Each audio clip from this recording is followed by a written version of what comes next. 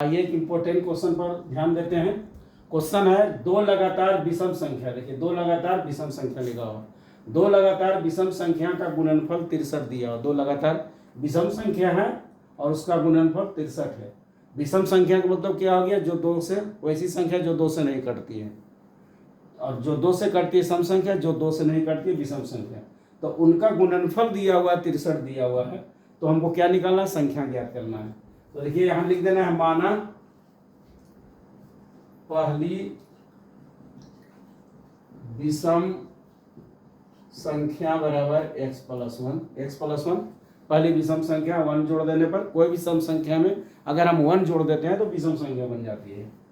तो अतः लिख देंगे, अतः दूसरी विषम संख्या बराबर क्या हो जाएगा, दो लगातार है तो x प्लस 3 हो जाएगा।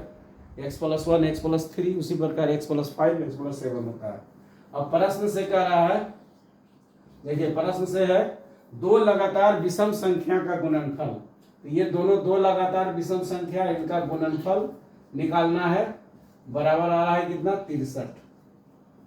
तो अब इसको गुना कर देना, और x को 1 से गुना करते हैं x स्क्वायर, x को 3 से गुना करते हैं 3x, 1 को 1 से गुना करते हैं x, फिर 1 को 3 से गुना करते हैं 3, बराबर आ गया 63। और x स्क्वायर प्लस 3 और x कितना हो गया, 4x प्लस 3 बराबर 63। और x square plus 4x plus 3, अब देखिए 63 ये प्लस में इधर आएगा माइनस में होगा, बराबर किधर आएगा माइनस में हो जाएगा, माइनस 63 बराबर 0।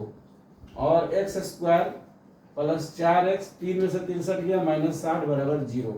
अब यहाँ गुणनखंड तोड़ना है, यानी 60 को ऐसा दो भाग में तोड़ना है कि 4 आवे। ये 60 को ऐसा दो भाग में तोड़ना है कि 4 आवे। तो देखिए 10 छक 60, 10 को 6 से गुना करते हैं, 60 वाले से, तो 10 गुने 6, तो 10 को 6 से गुना किया 60 आया, 10 में से 6 जाएगा, 4 बचेगा। तो यही काम यहाँ कर देना है, एक्स स्क्वायर प्लस 10 है तो 10x माइनस 6x माइनस 60 बराबर 0। अब देखिए x यहाँ और x यहाँ, x को कॉमन ले लिया जाएगा, दोनों तरफ x है, यहाँ भी x है यहाँ भी x है, तो x को कॉमन ले लेंगे तो x प्लस 10 हो जाएगा, और यहाँ माइनस 6 को कॉमन ले लेंगे तो x प्लस 10 हो जाएगा, बराबर 0।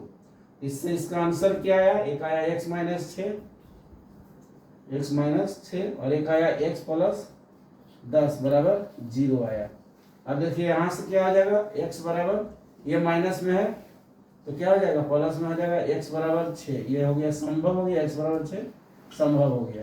और x बराबर प्लस 10 है, इधर जाएगा माइनस 10 होगा, माइनस 10, ये हो गया असंभव, यानी ये संभव नहीं होगा माइनस में इसका आंसर, जब भी इसका आंसर आएगा प्लस में संभव में होगा। तो पहली क्या लिख देना है, पहली विषम संख्या, क्योंकि हमको विषम संख्या ज्ञात करना है, तो लिख देना है पहली विषम संख्या बराबर, पहली विषम संख्या बराबर। तो देखिए पहली विषम संख्या बराबर दिया हुआ x प्लस 1, क्या दिया हुआ, x प्लस 1। तो x प्लस 1 यानी x के जगह पर 6 लिख देना है, क्या लिख देना है x के जगह पर 6, तो 6 प्लस 1 बराबर 7। पहली विषम संख्या 7 हो गया।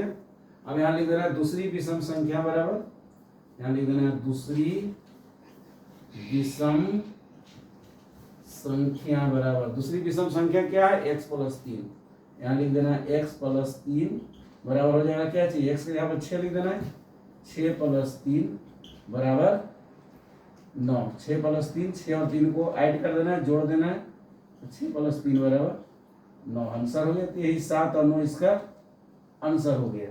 अगर आपको ये वीडियो पसंद आया तो हमारे YouTube चैनल को सब्सक्राइब कर देंगे और वीडियो को लाइक एवं शेयर कर देंगे।